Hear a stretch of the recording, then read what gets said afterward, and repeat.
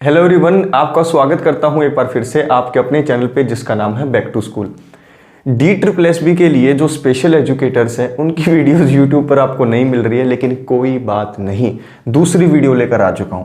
पहली वीडियो में मैंने आप लोगों को इंपॉर्टेंट चीज़ें बताई थी, आज दूसरी वीडियो में मैं आपको लर्निंग डिसऑर्डर्स बताऊँगा। इनको न्यूरोलॉजिकल डिसऑर्डर भी बोला जाता है। जो पार्ट बी है उसके अंदर ये वीडियोज़ आपकी हेल्प करेगी। टाइम कम काम ज़्यादा। चलिए शुरू करते हैं। देखिए, इन सब को जो ये 8 हैं, लर्निंग डिसऑर्डर क्यों कहा जाता है? लर्निंग डिसऑर्डर इसलिए कहा जाता है क्योंकि अगर किसी को भी इनमें से कुछ भी हो गया तो उसे सीखने के मामले में दिक्कत होगी, वो कोई भी चीज़ सीख नहीं पाएगा। जैसे एक नॉर्मल बच्चा है, वो कोई भी चीज़ सीखता है, जितने टाइम में सीखता है, जिस तरीके से सीखता है और जो जो काम करके सीखता है, वो चीज़ें इन लोगों के ऊपर काम नहीं करेंगी। ऐसा होगा क्यों?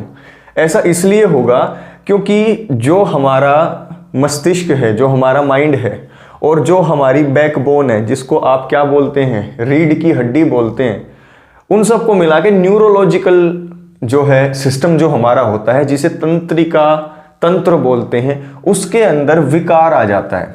यानी कि न्यूरोलॉजिकल डिसऑर्डर के कारण जो हमारा मस्तिष्क है और जो हमारी नर्वस सिस्टम है उसके बीच में डिसबैलेंस हो जाता है और ये सारी दिक्कतें उत्पन्न हो जाती है।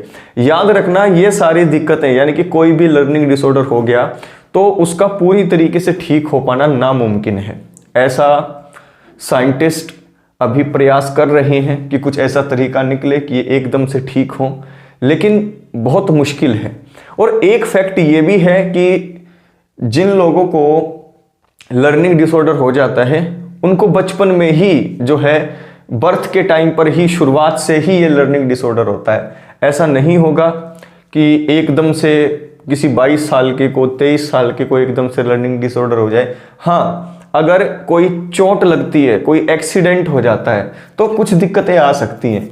तो चलिए दोस्त, जितने भी लर्निंग डिसऑर्डर हैं जो सीखने के अंदर दिक्कतें पैदा करते हैं, एग्जाम के पॉइंट ऑफ व्यू से इंपॉर्टेंट है 8। तो शुरू करते हैं। पहला है डिसलेक्सिया। इसके नाम से ही आपको पता लग गया होगा कि ये सबसे इंपॉर्टेंट है एग्जाम के पॉइंट ऑफ व्यू से, क्योंकि ये पठन विकार है। जिसको भी ये दिक्कत होगी उस बच्चे को पढ़ने के अंदर दिक्कत होगी। पठन का मतलब होता है reading, it is reading disorder. आपने क्वेश्चन देखा होगा, एक बच्चा वाज को सा पढ़ता है, वाज को सा पढ़ता है, ठीक है, CAT उसको TAC दिखेगा। क्यों? क्योंकि उसे डिसलेक्सिया है, उसे शब्दों की बनावट को देखने के अंदर भी दिक्कत होगी, तो पठन विकार होगा। ऐसे बच्चों को आप क्लासरूम के अंदर खड़े करके बोलेंगे कि बेटा पढ़, तो ऐसे बच्चे पढ़ नहीं पाएंगे। दूसरा होता है डिस्ग्राफिया, लेखन विकार। आपने देखा होगा कई बच्चे पढ़ ठीक लेते हैं लेकिन उनसे लिखा नहीं जाता है, वो घबराते हैं। क्यों? क्योंकि उनका आंखों के बीच में और उनके मस्तिष्क के बीच में कोऑर्डिनेशन नहीं हो पाता है। ऐसे ही पठन विकार में होता है, जो चीज़ वो देख रहे हैं, देखकर दिमाग प्रोसेस करता है, फिर आप बोलते हैं तो जो चीज़ देख पा रहे होंगे वो, तो दिमाग वो प्रोसेस नहीं कर पाता, तब उन्हें बोलने में दिक्कत होती है, पढ़ने में, तो वो पठन विकार हुआ। जो डिस्ग्राफिया होगा, लेखन विकार, उसमें क्या होगा, जो चीज़ देख रहे हैं उसको लिखना चाहते हैं तो लिखते वक्त हैंड आई जो कोऑर्डिनेशन है और जो अपना मस्तिष्क है वो उसकी बैंड बज जाएगी, तो लेखन विकार होता है डिस्ग्राफिया, ठीक है। तीसरा देखो, तीसरा है डिस्फेजिया। डिस्फेजिया होता है भाषा दोष। अब देखिए, लैंग्वेज डिसऑर्डर होता है। अब भाषा के कई यूज होते हैं, भाषा को आप सुनते भी हैं, बोलते हैं, समझते हैं, तो ये ओवरऑल जो है लैंग्वेज को प्रभावित करता है। जिसको डिस्फेजिया हुआ वो ओवरऑल भाषा से जो है दिक्कतें महसूस करेगा, तो ये ओवरऑल भाषा दोष होता है। अगला है डिस्प्रेक्सिया। डिस्प्रेक्सिया के अंदर कोऑर्डिनेशन बहुत ज्यादा लूज हो जाता है। कोई भी व्यक्ति, कोई भी बच्चा हैंड, आई और ईयर के कोऑर्डिनेशन का मतलब होता है समन्वय। जैसे कि आपने ऐसे खुजली की तो आपके दिमाग ने आपके हाथ को एक मैसेज भेजा कि यहां पर खुजली हो रही है, वहां पर जाकर ऐसे कर लो। तो इसके अंदर क्या हुआ, जिसको डिस्प्रेक्सिया होगा उसका हैंड, आई और ईयर का जो कोऑर्डिनेशन होगा जो समन्वय होगा दोस्तों, उसके अंदर कमी आएगी। अगला है डिस्थीमिया।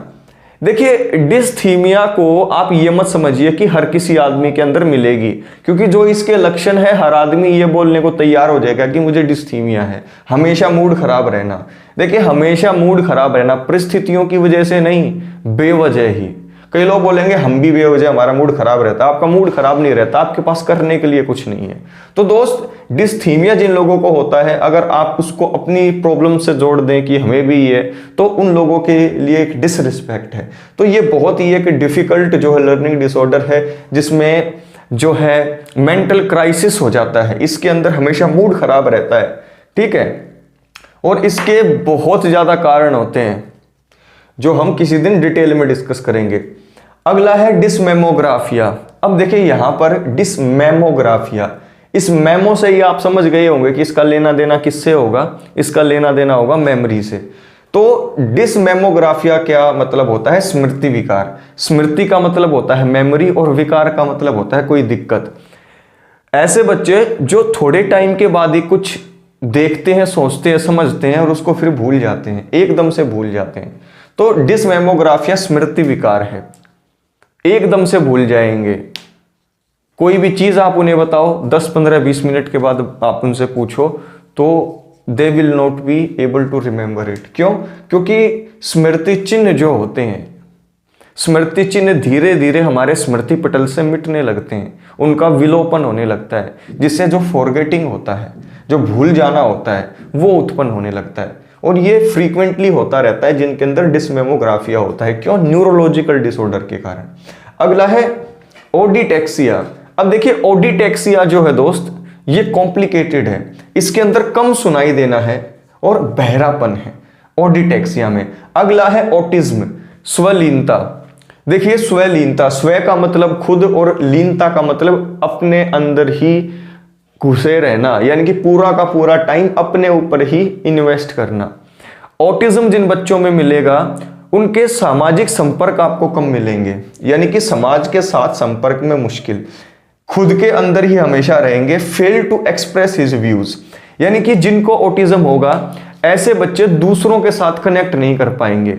आप समाज के साथ कैसे कनेक्ट होते हो, उनसे बात करते हो, उनसे मिलते हो, अपने व्यूज शेयर करते हो, उनके काम आते हो, उनको अपने काम में लेते हो। लेकिन किसी को ऑटिज्म होगा ना, तो वो किसी के काम आएगा, ना वो किसी से बात करेगा ज्यादा, और खुद के ऊपर ही, मतलब देखिए सेल्फ डिपेंडेंसी एक अलग चीज होती है, ऑटिज्म एक अलग चीज होती है। सेल्फ डिपेंडेंसी का मतलब होता है आप अपने काम खुद करते हो सब, जो कि एक बहुत अच्छी बात है, स्वावलंबी होना उसे बोलते हैं।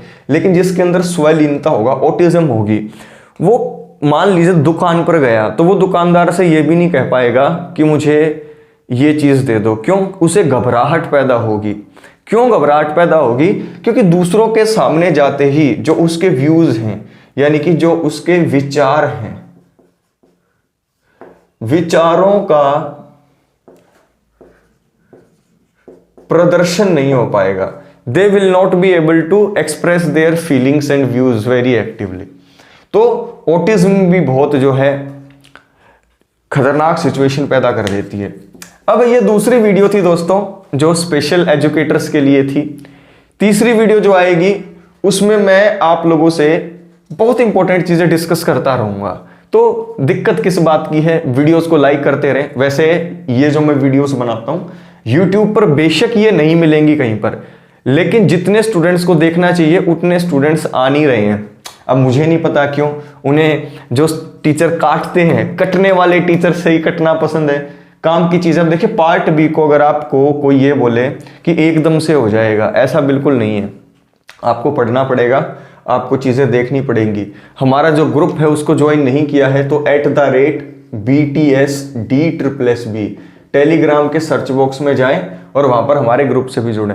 अब इस वीडियो को आग की तरह फैला दो। जितने भी स्टूडेंट्स को आप जानते हैं, जितने भी ग्रुप्स में आप जुड़े हुए हैं, जहां जहां पर भी सोशल मीडिया पर हैं, जितना ज़्यादा वीडियो को शेयर करोगे उतना ज़्यादा मुझे मोटिवेशन मिलेगा। क्यों? क्योंकि यूट्यूब भी यही समझता है जितने ज़्यादा लाइक शेयर उतनी ही काम की वीडियो। तो वीडियो काम की लगी हो तो ज़रूर लाइक शेयर करना। नेक्स्ट वीडियो में आप लोगों से मुलाकात करता हूं, तब तक के लिए जय हिंद, जय भारत। एंड मोस्ट इंपॉर्टेंट बात, पढ़ते जरूर रहना है, ठीक है? Take care.